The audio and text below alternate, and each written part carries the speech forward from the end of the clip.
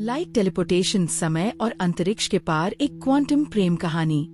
ब्रह्मांड की विशाल शून्यता में एक चमत्कार हुआ। न तो सितारों का जन्म, न ही आकाश गंगाओं का टकराव, बल्कि कुछ और भी रहस्यमय। रोशनी टेलीपोर्ट हुई। दो छोटे कण, फोटॉन्स, कभी साथ थे, अब अलग हैं, लेकिन दूरी के बावजूद वे एक दूसरे को महसूस करते हैं। एक को छुओ और दूसरा तुरंत प्रतिक्रिया करता है। वे एक ऐसी शक्ति से बंधे हैं, इतनी गहरी, इतनी अदृश्य, जैसे ब्रह्मांड खुद एक प्रेम कहानी फुसफुसा रहा हो। अल्बर्ट आइंस्टीन, हमारे समय के महानतम मस्तिष्क ने इसे दूरी पर भूतिया क्रिया कहा। यहाँ जो हो रहा है वह सिर्फ विज्ञान नहीं है, यह क्वांटम कोड में लिखा जादू है।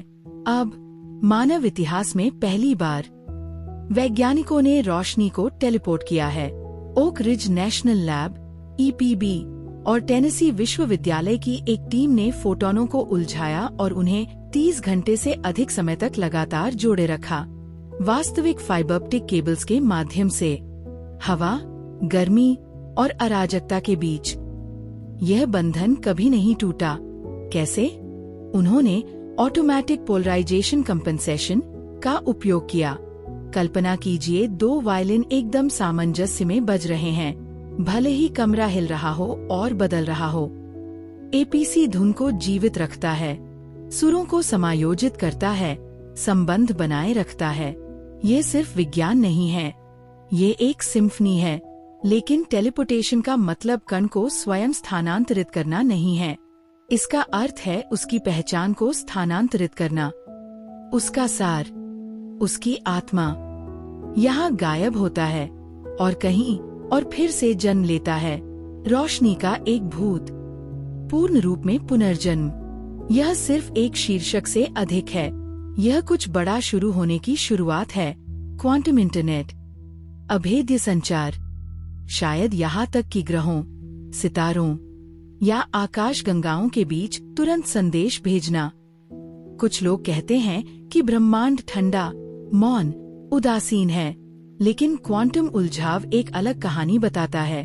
यह फुसफुसाता है, सब कुछ जुड़ा हुआ है, यहाँ तक कि अनंत मौन के पार भी एक संदेश अभी भी पहुँच सकता है, एक उपस्थिति अभी भी महसूस की जा सकती है। शायद ब्रह्मांड बिल्कुल मौन नहीं है, शायद यह रोशनी में बोलता है। किसी के बारे में सोचिए जिसे आपने खो दिया है, कोई जो दूर है। अब कल्पना कीजिए कि उनका एक हिस्सा अभी भी चमक रहा है, किसी अन्य स्थान पर, किसी अन्य रूप में। क्वांटम टेलीपोर्टेशन हमें दिखाता है कि पहचान, स्मृति भौतिक से परे छलांग लगा सकती है। ये सिर्फ विज्ञान नहीं है, यह आत्मा के लिए एक रूपक है। शायद हम भी कण हैं, उन लोगों से जुड़े हुए हैं जिन्हें हमने हमेशा के लिए प्यार किया है। क्वांटम दुनिया में देखने का कार्य देखे गए को बदल देता है। तो खुद से पूछिए, क्या हम सिर्फ ब्रह्मांड के पर्यवेक्षक हैं या ब्रह्मांड हमें वापस देख रहा है? हर नजर, हर विचार, शायद यह गूंजता है। शायद हम सिर्फ ब्रह्मांड का अध्ययन नहीं करते, शायद हम इसके सपने का हिस्सा है। जो हम आज समझते हैं वह कल दूसरों के विश्वास को आकार देगा। उन फोटोनों की तरह हम अपने टुकड़े आगे भेजते हैं, समय में, दिमागों में, दिलों में। प्रौद्योगिकी हमारा उपकरण है, लेकिन आश्चर्य हमारी विरासत है। ये खोज सिर्फ डेटा नहीं है, बल्कि एक रोशनी है जो आने वालों का मार्गदर्शन करेगी। शायद अंत में हम सभी सिर्फ रोशनी हैं, एक स्थान की तलाश में, एक दूसरे में परावर्तित अर्थ के साथ उलझे हुए। क्वांटम टेलीपोर्टेशन सिर्फ एक सफलता नहीं है, यह एक अनुस्मारक है। अंधकार के पार हम कभी वास्तव में अकेले नहीं हैं। यदि आप मानते हैं कि ब्रह्मांड के पास अभी भी कहानियां सुनाने के लिए हैं, तो सब्सक्राइब करें और हमारे साथ जुड़े अगले सुंदर खोज के लिए।